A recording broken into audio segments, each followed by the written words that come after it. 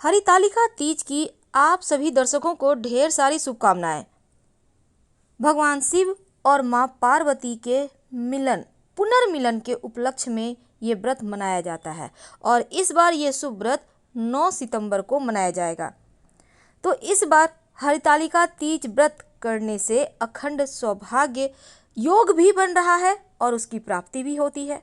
जो लोग विवाह योग्य युवक युवतियां हैं, मनचाहा वर मिलता है इस व्रत को करने से। और इस दिन की कुछ 12 ऐसी बातें हैं जिसको आपको नियम को पालन करना चाहिए। फिर हम बताएंगे जो पहली बार व्रत रख रही हैं वो क्या करें, आप जब नहाय खाए के दिन क्या करेंगी और व्रत के जो पारण का समय होगा तो क्या खाकर पारण करेंगी और कैसे माँ पार्वती को आप सिंदूरा अर्पित करेंगी।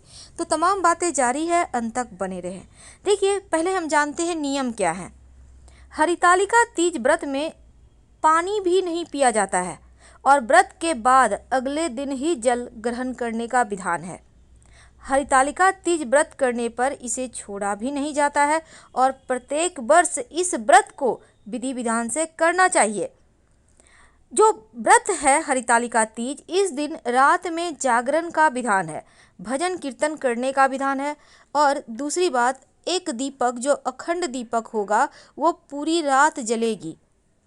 हरितालिका तीज व्रत कुंवारी कन्या, सौभाग्यवती स्त्रियां दोनों ही करती है, क्योंकि शास्त्रों में वैसे तो विधवा महिलाओं को भी यह व्रत रखने की आज्ञा है, लेकिन जो सौभाग्यवती स्त्रियां हैं, जो विवाह के लिए मनचाहा वर के प्राप्ति के लिए भी ये लड़कियां व्रत रख सकती हैं।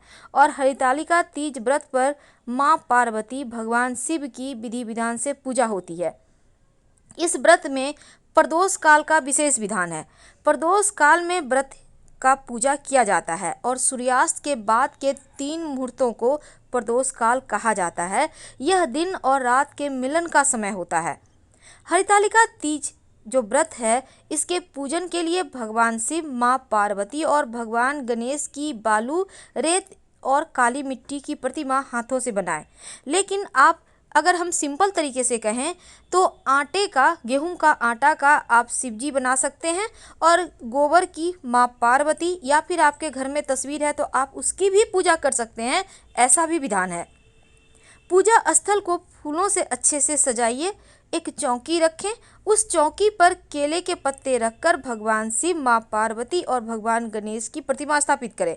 इसके बाद देवताओं का आवाहन करते हुए भगवान शिव, माँ पार्वती, भगवान गणेश की आप विधि विधान से पूजन शुरू करें। जो सुहाग का पिटारी है उसमें सुहाग की सारी वस्तु रखकर माँ पार्वती को चढ़ाना इस व्रत की सबसे मुख्य परंपरा है।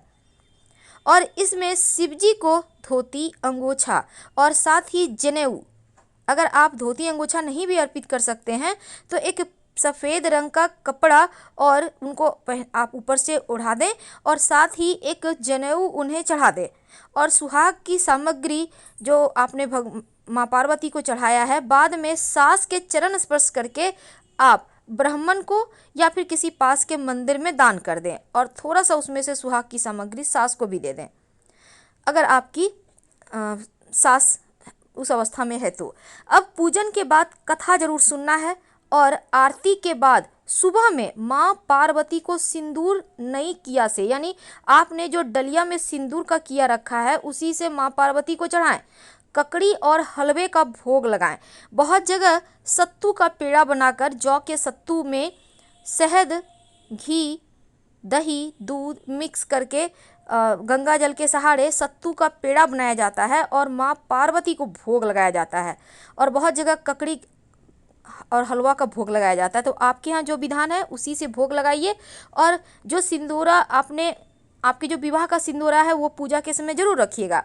जो आपके डलिया में आपने सिंदूर अर्पित किया है उसी से माँ पार्वती को पहनाएं और फिर अपनी मांग भरें। और इसके बाद जो प्रसाद आपने उन्हें चढ़ाया है उसी से व्रत खोलिए खाकर और फिर कथा सुनिए।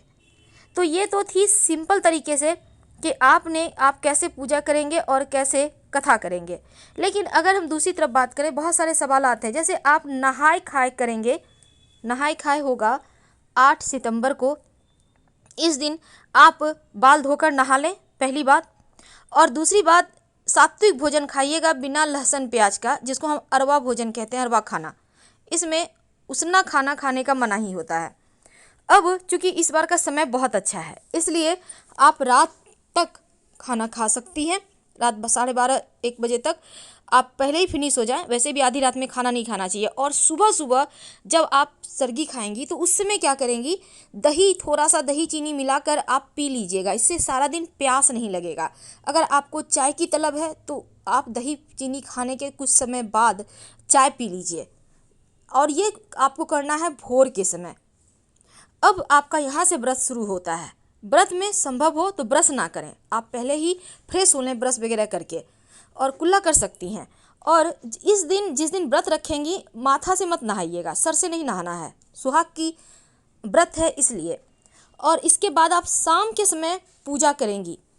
पूजा में डलिया जब भरेंगी आप, तो डलिया आपका पीतल का है तो वो भी ले सकती हैं, या आप थाली यूज करती हैं तो उसमें भी कर सकती हैं। 5 तरह के फल होंगे, और इसमें आपकी सुहाग की सामग्री होगी और एक वस्त्र होगा। अब इन चीज़ों को आप डलिया में भरिए। पान, सुपारी, लौंग, इलायची जरूर रखिए। लड्डू रख दीजिए। अगर आप पकवान बनाती हैं तो पकवान रख सकती हैं। और थोड़ा सा ब्राह्मणों के लिए अलग दान का चीज़ भी रखिएगा, जो आप बाद में ब्राह्मण को दान करेंगे। और 16 श्रृंगार कीजिएगा। मेहंदी जरूर लगाएं। आपने विवाह के समय जितने श्रृंगार किए थे उतने ही श्रृंगार कीजिए। और जो आपका विवाह का सिंदूर है उसी से मांग भरिएगा। अब इस दिन जब आप व्रत करेंगे तो सिंदूरा भी पास में ही रखें, और एक कलश स्थापित करना है। इसके बाद विधि विधान से आप पूजा करके पंचामृत शिव जी को अर्पित करें, कलश में भी अर्पित करें। और यही पंचामृत घर के सभी लोगों को आपको प्रसाद में देना है, और डलिया का प्रसाद पारण के बाद ही खोला जाएगा। तो ये सिंपल तरीका है पूजा करने का। लेकिन एक बात याद रखिए, बिना कथा का ये पूजा पूर्ण नहीं होता, इसलिए कथा भी सुननी चाहिए। और जो महिलाएं पहली बार लड़कियां उठा रही हैं ये व्रत को, वो भी नया वस्त्र ही पहनेंगी, लेकिन एक वस्त्र पुराना रख लीजिएगा, क्योंकि ज़रूरी नहीं है कि हर वर्ष आप पूरे आप नए वस्त्र ही खरीदें। तो एक कोई भी नया या एक कोई भी पुराना पहन लें, यानी मिक्स करके पहनना है, लेकिन नया वस्त्र भी रखिएगा, और ये बहुत ज़रूरी है। दूसरी बात, अगर आप पहली बार व्रत रख रही हैं तो ससुराल के ही दिए हुए कपड़े से व्रत रखिएगा, ये बहुत ज़रूरी है। और पानी आपको नहीं पीना है, ना ही कुछ खाना है। लेकिन अगर आपको लगता है आप एकदम बहुत नर्वस हो गई हैं, अब नहीं आप कर पा रही हैं, तब आप डलिया अर्पित करने के बाद, पूजा करने के बाद शरबत या पानी पी सकती हैं, पर कोशिश करें कि ना पिएं। तो हरितालिका तीज व्रत भगवान शिव, माँ पार्वती के पुनर्मिलन के उपलक्ष्य में मनाया जाता है।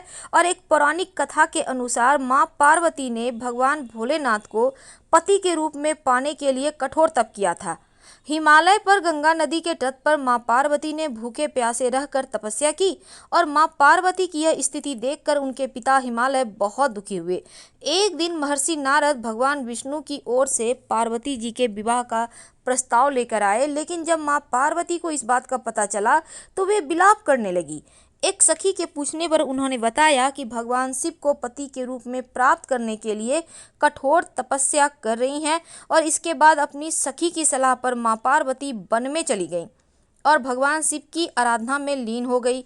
इस दौरान भाद्रपद में शुक्ल पक्ष की तृतीया के दिन हस्त नक्षत्र में माँ पार्वती ने रेत से शिवलिंग का निर्माण किया और भोलेनाथ की आराधना में मग्न होकर रात्रि जागरण किया। माँ पार्वती के कठोर तप को देखकर भगवान शिव ने उन्हें दर्शन दिए और माँ पार्वती जी की इच्छा अनुसार उन्हें पत्नी के रूप में स्वीकार किया।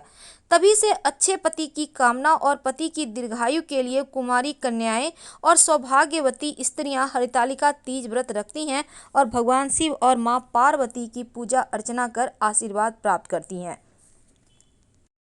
हालांकि इस व्रत को बूढ़ी तीज भी कहा जाता है और इस दिन सास अपनी बहुओं को सुहागी का सिंघारा देती हैं और इस व्रत को करने से कुंवारी युवतियों को मनचाहा वर मिलता है और सौभाग्यवती स्त्रियों को सौभाग्य की प्राप्ति होती है। तो हमने विस्तार से पूजा के शुभ मुहूर्त और सामग्री के बारे में बता दिया है।